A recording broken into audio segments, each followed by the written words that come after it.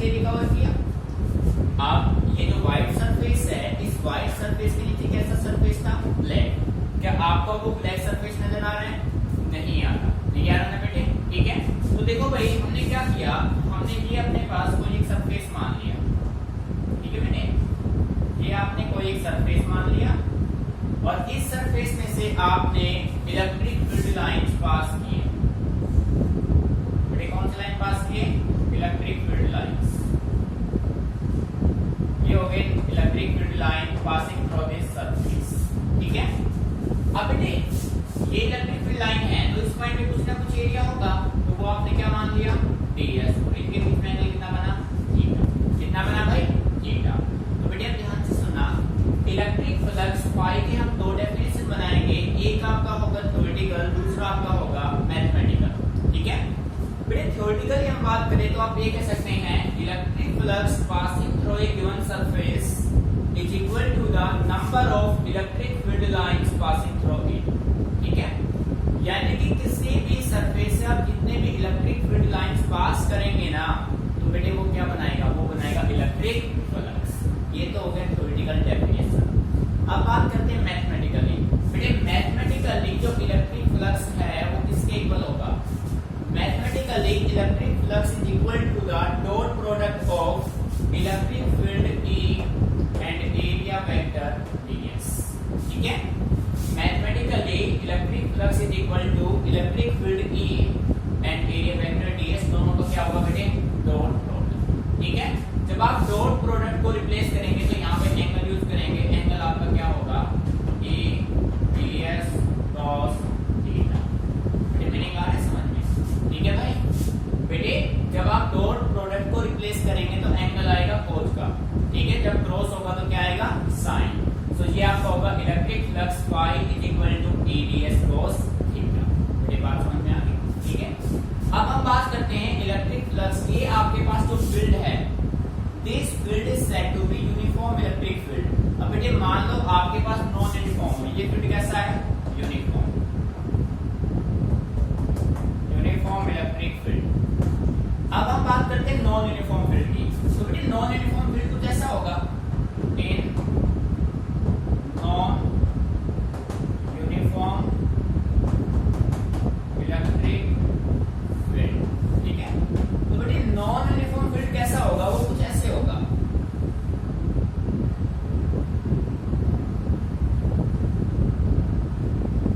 बेटे यहाँ पे कुछ सरफेसेस हैं आपके पास, ठीक है, ये सरफेसेस है। तो इनमें से ये हो गए number of electric field lines, ये हो गए इलेक्ट्रिक फील्ड लाइंस, और ये इनका हो गया एरिया, ये ds1 ds2 और ये हो गया ds3। तो बेटे सरफेस कैसा है? क्लोज। तो electric flux phi equal to, बेटे ये है इंटीग्रेशन का साइन। इस इंटीग्रेशन के साइन पे अगर आपने ये वर्ड यूज कर दिया तो इट मींस ये हो गया क्लोज सरफेस, ठीक है। ये क्या होगा? E dot ds। ये बात समझ आ रही है? Electric flux in uniform electric field and electric flux in non uniform electric field, ये होगा। बेटे बात समझ आ रही है? दोनों में डिफरेंस क्लियर? यानी कि नॉन यूनिफॉर्म में ये इंटीग्रल मल्टीपल हो जाएगा, इंटीग्रेट हो जाएगा। बात समझ आ रही है? ठीक है। अब प्यारे बच्चों हम बात करते हैं SI unit of electric flux, SI unit, ठीक है। तो बेटे फ्लक्स अपना किसके बराबर हुआ? Electric field E into area vector ds के।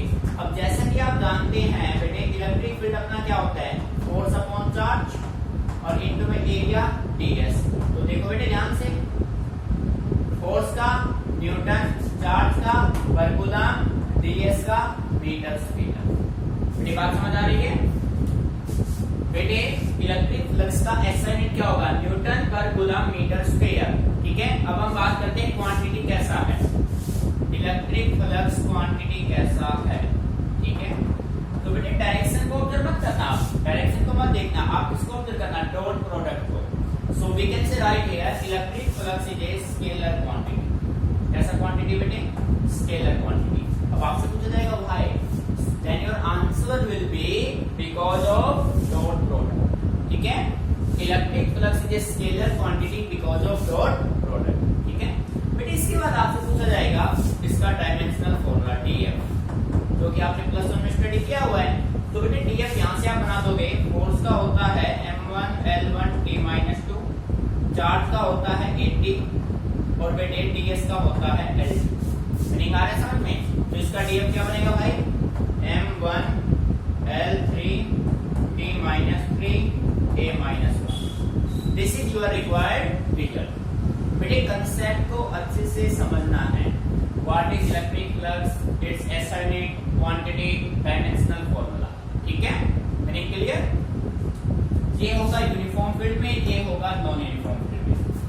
SI यूनिट होगा न्यूटन पर कूलम मीटर स्क्वायर, क्वांटिटी होगा scalar because of dot product, dimension formula इसका होगा m1 l3 t-3 a-1।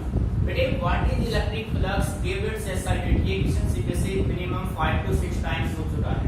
ठीक है, एग्जाम में 5 से 6 टाइम आ चुका है ये question. What is electric flux, give its SI unit. ठीक है, तो बेटे एक बार इसको अच्छे से ऑब्जर्व कर लीजिए, वो भी आपको करना नहीं है, बस आपको ओनली चीजों को समझना है। ठीक है, ऑलरेडी आप इसको फिर नोटबुक में अपडेट कर चुके हैं। फिर भी आपको किसी में कोई प्रॉब्लम लगे तो आप मेरे से डिस्कस कीजिए। ठीक है, अच्छे से एक बार इसको फोकस कीजिए।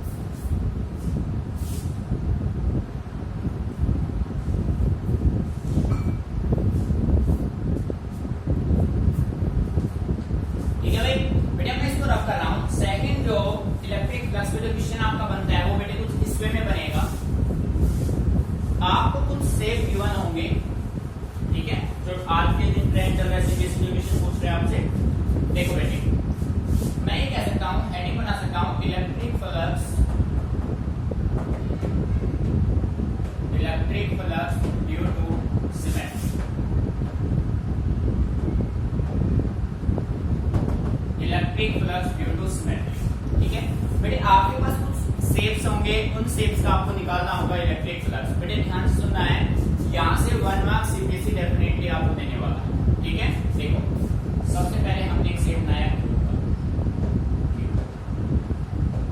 देखो बेटे ध्यान समझना है, ये आपने क्यूब बना लिया बेटे।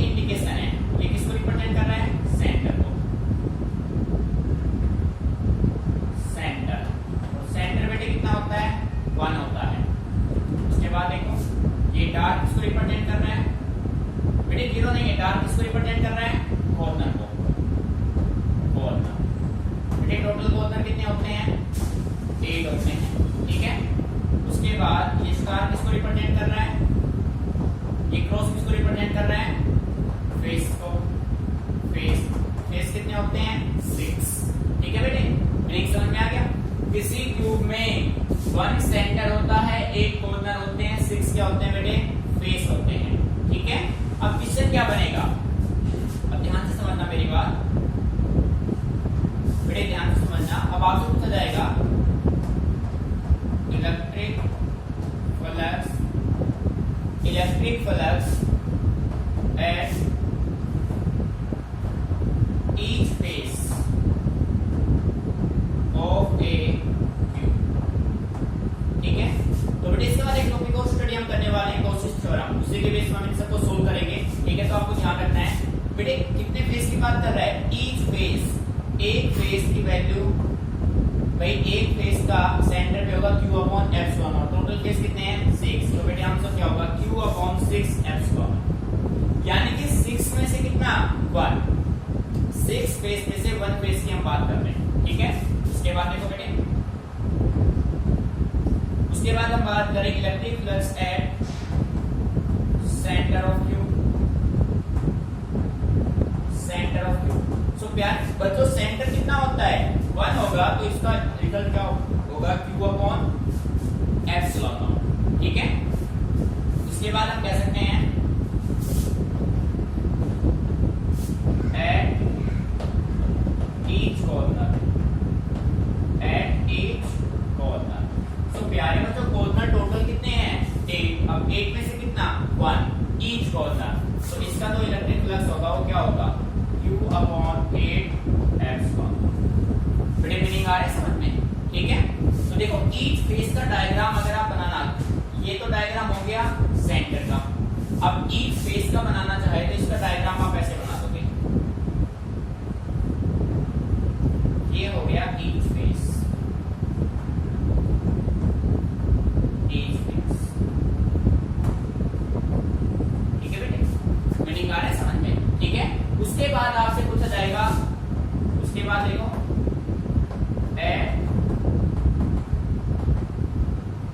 क्या electric flux of half cube.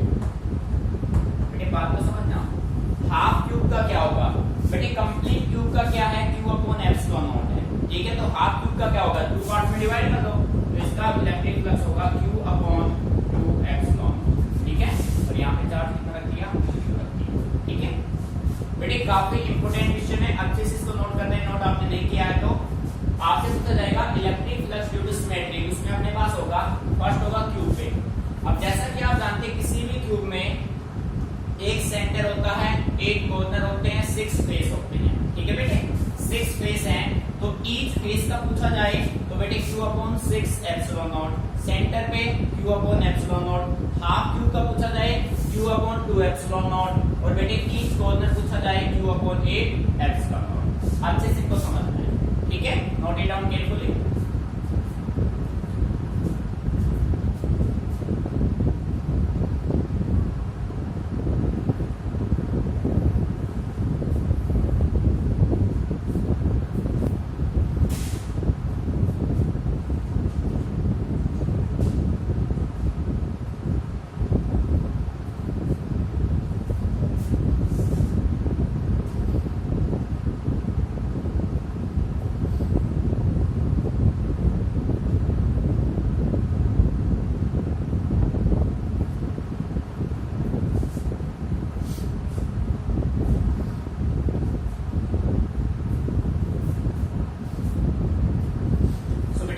का ये जो न्यूमेरिकल से अच्छे से ऑब्जर्व कर लेना, रिजल्ट आपके माइंड में होने चाहिए। प्रैक्टिकली समझना है चीजों को। कॉर्नर 8 होते तो एक कॉर्नर का q by 8 epsilon naught, 2 corner की बात करें 2 से मल्टीप्लाई कर दो, 3 कॉर्नर 3 से मल्टीप्लाई कर दो 1 के वैल्यू। ठीक है बेटे, सेकंड पे हम बात करते हैं ड्यूटू सिलेंडर। अब इलेक्ट्रिक फ्लक्स सेकंड आपका क्यूब के बाद हम बात करेंगे सिलेंडर की। सेकंड आपका होगा सिलेंडर।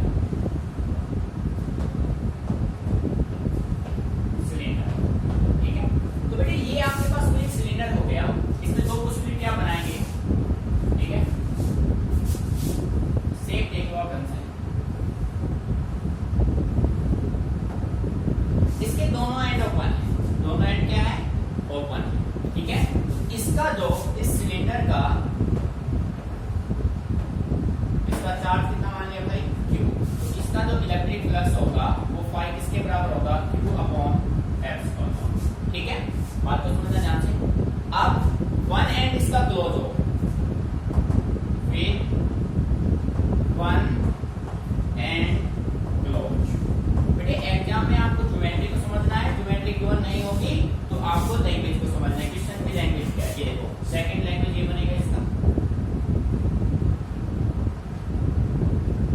ये देखो भाई, अब एक एंड इसका ओपन, एक एंड इसका क्या है क्लोज। तो इसका जो इलेक्ट्रिक फ्लक्स होगा वो इलेक्ट्रिक फ्लक्स आपका होगा Q अपॉन 2 एप्सिलॉन नॉट।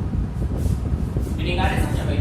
भाई किसी भी सिलेंडर की वजह से दोनों एंड ओपन है, दोनों एंड क्लोज है, तो बेटे रिजल्ट होगा Q अपॉन एप्सिलॉन नॉट। एक एंड ओपन है, एक क्लोज है, तो रिजल्ट क्या होगा? Q upon 2 epsilon not.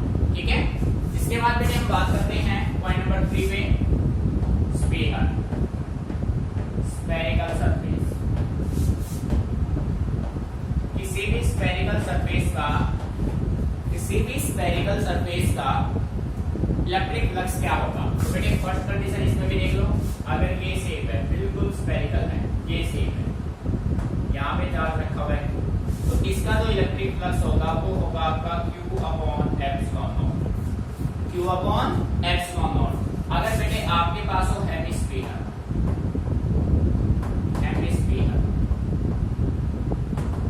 Hemisphere means इस शेप का, ठीक है, तो इसका जो इलेक्ट्रिक फ्लक्स होगा वो आपका होगा phi equal to Q upon 2 epsilon. ठीक है भाई, सिलेंडर में देखो दोनों एंड ओपन हो या दोनों एंड क्लोज हो, तो इलेक्ट्रिक फ्लक्स होगा Q upon epsilon not. One and open, second close, result होगा Q upon 2 epsilon not. Complete sphere के सेंटर पे होगा Q upon epsilon not, hemisphere का होगा Q अपॉन 2 एप्सिलॉन नॉट। तो प्यारे बच्चों, सिमेट्री की वजह से जो इलेक्ट्रिक फ्लक्स के रिजल्ट्स बनते हैं वो आपको माइंड में रखने हैं। ठीक है, नोट इट डाउन केयरफुली।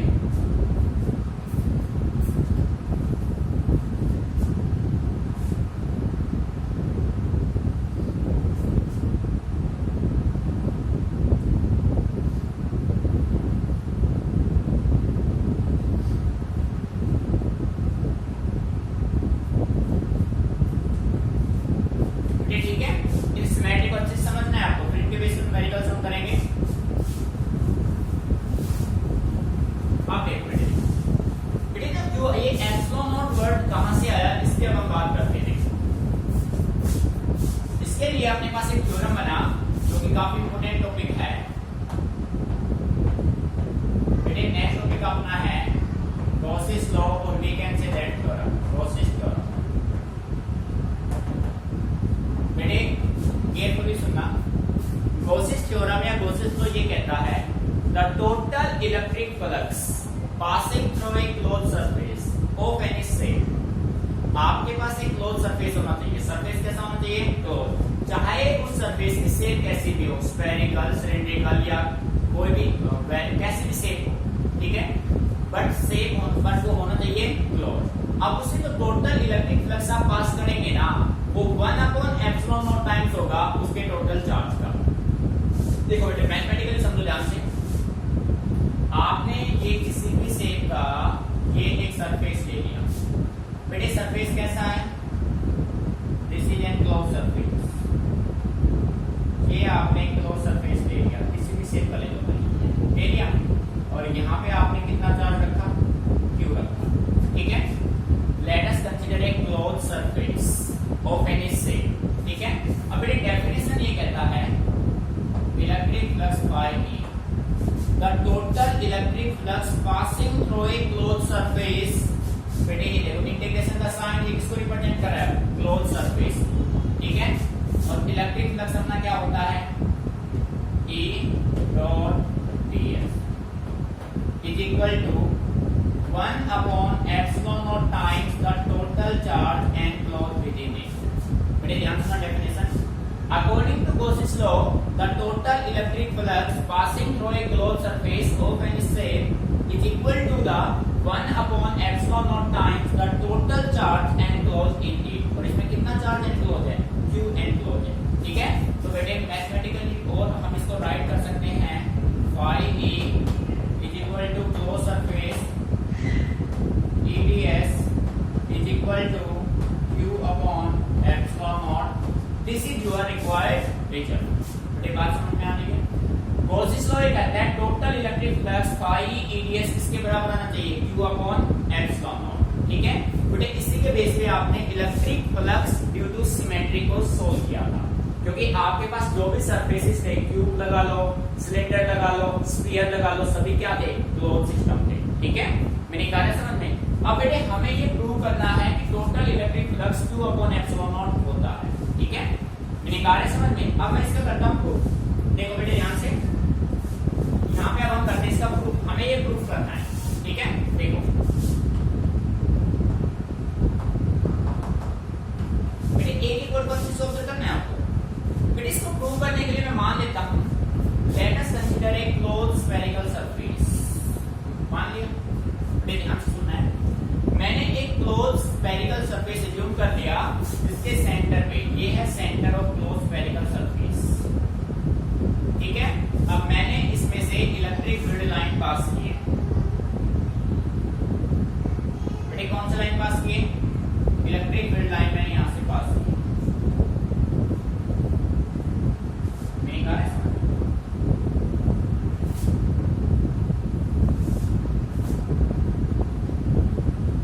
ठीक है बेटे, ये हो गई इलेक्ट्रिक फील्ड लाइंस। बात तो समझ आया,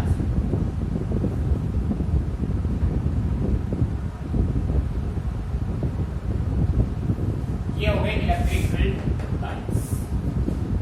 late us consider A point charge q, late us consider A point charge q at the centre of spherical surface of radius r, इसका रेडियस कितना है बेटे r, ठीक है बेटे। मैंने मान लिया कि अपने पास कोई एक स्फेरिकल सरफेस है जिसके सेंटर पे कितना चार्ज रखा है q, जिसका रेडियस कितना है r, ये आपने मान लिया, ठीक है। अब बेटे यहाँ पे कोई पॉइंट होगा, यहाँ पे आपने कोई पॉइंट मान लिया और उस पॉइंट का कुछ एरिया होगा, और वो एरिया क्या होगा, ds होगा नहीं होगा, डेफिनेटली होगा। आप देख रहे हैं कि इलेक्ट्रिक फील्ड वेक्टर E और एरिया वेक्टर ds दोनों एक दूसरे के क्या है, पैरेलल, और दोनों रेडियली आउटवर्ड हैं। बेटे रेडियली आउटवर्ड मींस रेडियस के अलोंग आउटवर्ड डायरेक्शन, दोनों के हैं या नहीं है, बिल्कुल क्लियर है। सो यहां से हम फाइंड आउट कर सकते हैं electric field intensity at any point on the surface, ठीक है भाई। बेटे आप इलेक्ट्रिक फील्ड इंटेंसिटी निकालो इस सरफेस के किसी भी पॉइंट पे, जैसा कि आप जानते हैं इलेक्ट्रिक फील्ड इंटेंसिटी की अपना होता है q/4πε0, डिस्टेंस कितना है इसका r, इस पॉइंट तक का डिस्टेंस ये भी कितना होगा भाई, ये भी अपना कितना होगा r होगा। तो बेटे इलेक्ट्रिक फील्ड आपका होता है q/4πε0r²। इलेक्ट्रिक फील्ड आपने निकाल लिया, मीनिंग समझ में आ रहा है। और इलेक्ट्रिक फील्ड आपका क्या है, रेडियली आउटवर्ड, मीनिंग आ रहा है समझ में, ठीक है। अब आपके पास सरफेस कैसा है, क्लोज है, इस क्लोज सरफेस से क्या फाइंड आउट करने के, electric flux. So we can say write here electric flux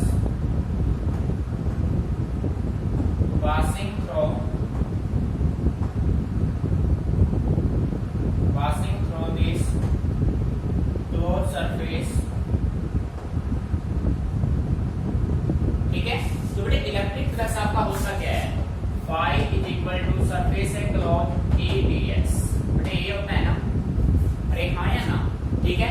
direction को रिप्लेस करेंगे, phi equal to surface open आपने किया E ds cos theta, theta कितना बनेगा बेटे 0 बनेगा भाई। डायरेक्शन को रिप्लेस किया तो eds cos थीटा आया, और थीटा दोनों में कितना बनेगा 0, क्यों बनेगा, because E parallel ds, E और ds एक दूसरे के क्या है बेटे, पैरेलल है, और पैरेलल में एंगल कितना बनेगा 0, तो 0 की वैल्यू क्या होगी 1। So we can say write phi is equal to A ds, ठीक है। अब प्यारे बच्चों जैसा कि आप सभी जानते हैं किसी भी स्फेरिकल सरफेस का एरिया क्या होता है, surface area of A sphere, तो बेटे वो क्या होता है 4πr², यही होता है ना। और बेटे इलेक्ट्रिक फील्ड E की वैल्यू आपके पास गिवन है, पुट कर दीजिए phi is equal to q/4πε0r² into में 4πr², ये सब कैंसिल हुआ। सो बेटे अपने पास रिजल्ट क्या बचा, q/ε0, और यही हमें प्रूव करना था भाई, हेंस ठीक है। तो प्यारे बच्चे एक बार अच्छे से इसको ऑब्जर्व कर लीजिए, फिर मैं लाइन टू लाइन इसको फिर एक्सप्लेन करता हूं एक बार, ठीक है।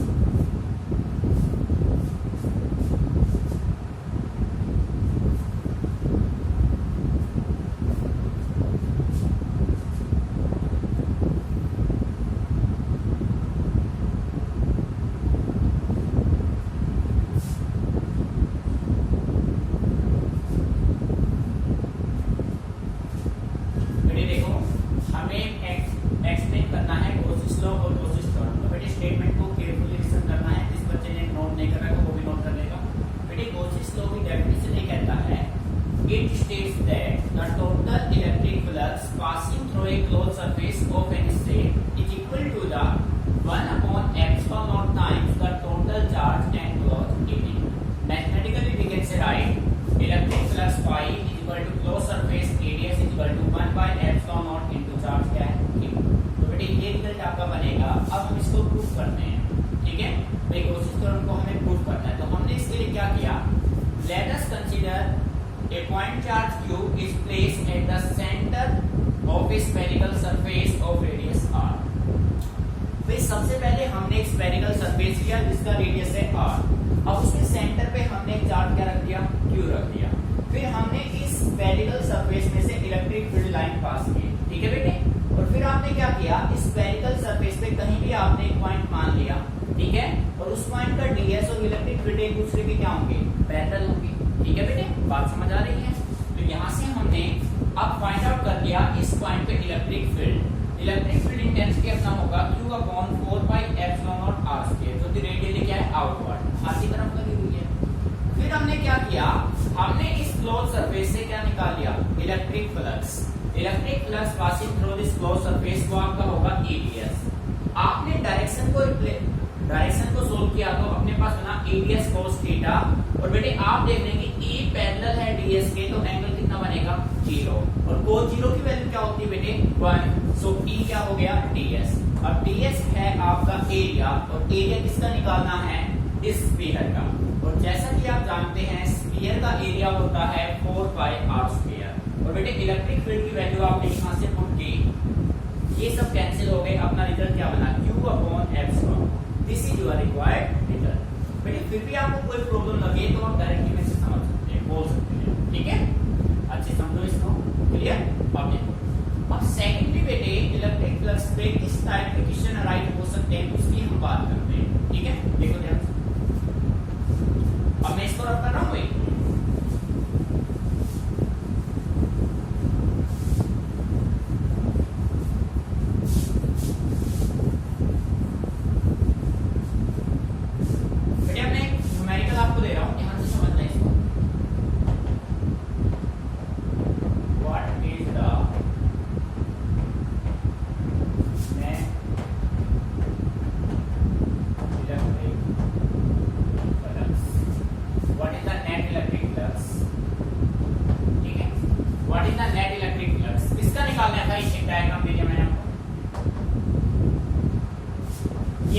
आपको एक किसी शेप का वो दे दिया, क्लोज सिस्टम दे दिया, ठीक है भाई। यहाँ पे एक चार्ज रखा है Q1, यहाँ पे एक चार्ज रखा है Q2, यहाँ पे एक चार्ज रखा है Q3, यहाँ पे एक चार्ज रखा है Q4, यहाँ पे एक चार्ज रखा है Q5। और आपको इस शेप का net electric flux find out करना है। बड़े ध्यान से समझना, क्वेश्चन काफी इंपॉर्टेंट है। Find out net electric flux of this geometry. What is the net electric flux of this geometry, ठीक है। तो बेटे मैं सिंपली वे में कह सकता हूं, जैसा कि आप जानते हैं गॉसिस लॉ कहते हैं नेट इलेक्ट्रिक फ्लक्स आपका होता है 1/ε0 times the total charge enclose. भाई गॉसिस ने डेफिनेशन में कहा ना कि सरफेस होना चाहिए क्लोज, और उसमें जो चार्ज एनक्लोज होगा, एनक्लोज मींस इनसाइड चार्ज। बेटे एनक्लोज का मतलब क्या हो गया, जो चार्ज उस सिस्टम के इनसाइड में होगा। इट मींस आउटसाइड जो भी चार्ज है उसका इलेक्ट्रिक फ्लक्स में कोई कंट्रीब्यूशन नहीं होगा। So we can say write Q1 plus Q2 upon क्या होगा, ε0। This is your required result. ये बात समझ में आ रही है। तो यहाँ पे मैं कह सकता हूँ बिकॉज रीजन भी ले सकते हैं, outside charges has no contribution to the electric flux।